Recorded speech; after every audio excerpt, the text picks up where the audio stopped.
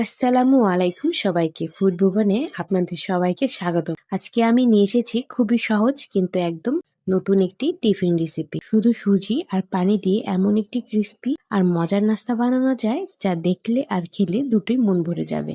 সবচেয়ে মজার ব্যাপার হলো এই রেসিপিটা বানাতে লাগবে না বেশি সময়, না বেশি উপকরণ, কিন্তু স্বাদ হবে একদম দারুণ। তো চলুন দেরি না করে শুরু করা যাক। শুরুতে এখানে আমি একটি বাটিতে 3.5 টেবিল চামচের মতো চিনি নিয়ে নিয়েছি।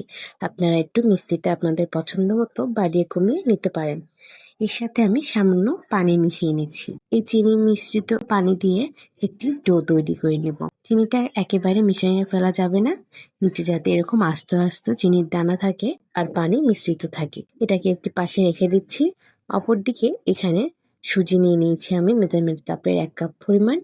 এই সুজিগুলোকে গুঁড়ো করে নেব, তাই ব্লেন্ডারে জারে এগুলোকে ঢেলে নিচ্ছি। এখন এগুলোকে গুঁড়ো করে নেব। দেখতে পাচ্ছেন কতটা সুন্দর গুঁড়ো হয়ে গিয়েছে। এখন এটাকে আমি একটি বাটিতে ঢেলে নিচ্ছি। এখন এর মধ্যে আমি অ্যাড করছি 1/2 কাপ পরিমাণ ময়দা। আপনারা যে বাটি বা কাপ দিয়ে সুজিটা নেবেন তার অর্ধেক পরিমাণ ময়দা ব্যবহার করবেন। তারপর এখানে আমি চীনাবাদাম নিয়েছি, এটাকে এর মধ্যে দিয়ে দিচ্ছি। এখানে আমি ভাজা চীনাবাদামটি ব্যবহার করেছি। অবশ্যই এখানে এই বাদামটি দেওয়ার চেষ্টা করবেন। এখন সবগুলোকে একটু ভালো করে মিশিয়ে নিচ্ছি। মিশানো হয়ে গেলে এখানে আমি 1 চামচের মতো ঘি দিয়ে দিচ্ছি। এখন এই ঘির সাথে এটাকে ভালো করে মিশিয়ে নিতে হবে। প্রথমে এই শুকনো উপকরণগুলোকে এই ঘির সাথে ভালো করে ডলে ডলে এভাবে মিশিয়ে নিতে হবে। এভাবে ডলে ডলে মিশিয়ে নিলে কিন্তু নাস্তাটা অনেকটাই খাস্তা হবে। আপনারা চাইলে এখানে রান্নার তেলও ব্যবহার করতে পারেন। ভালো করে মিশিয়ে নেওয়া হয়ে গেলে সেই চিনি মিশ্রিত পানিটি দিয়ে দিচ্ছি। এভাবে করে 1 চামচ 1 চামচ করে চিনির দানাগুলো এভাবে উঠিয়ে দিয়ে দেব, আর সাথে এই পানিগুলোকেও দিয়ে দেব। এতে করে এগুলো ভাজার সময় এরকম আস্তে আস্তে চিনি রয়ে যাবে। এতে করে নাস্তাগুলো খেতে কিন্তু অনেক মজা লাগে। এভাবে অল্প অল্প করে দিয়ে ডোটি তৈরি করে নিচ্ছি। এ পর্যায়ে এখানে আমি স্বাদ বাড়ানোর জন্য 1 চামচের মতো পাউডার দুধ দিয়ে দিচ্ছি।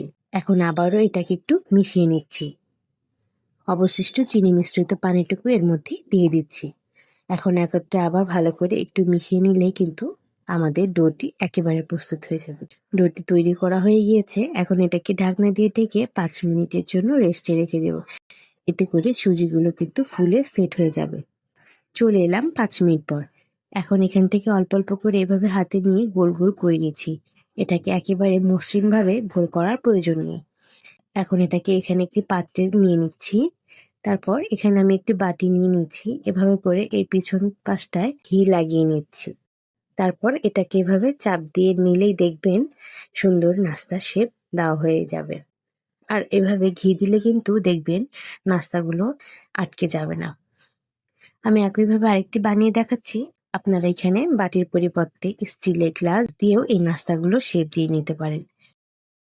দেখতে পারলেন তো এক এক করে সবগুলো নাস্তা শেপ দিয়ে নিলাম।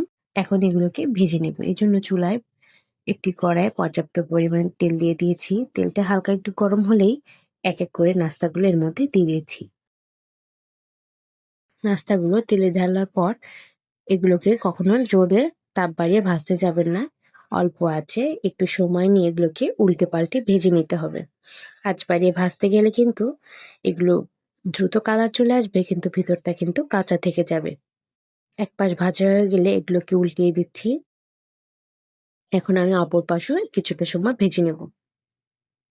সব পাশ উল্টে পাল্টিয়ে দেখতে পাচ্ছেন সুন্দর একটি কালার চলে এসেছে।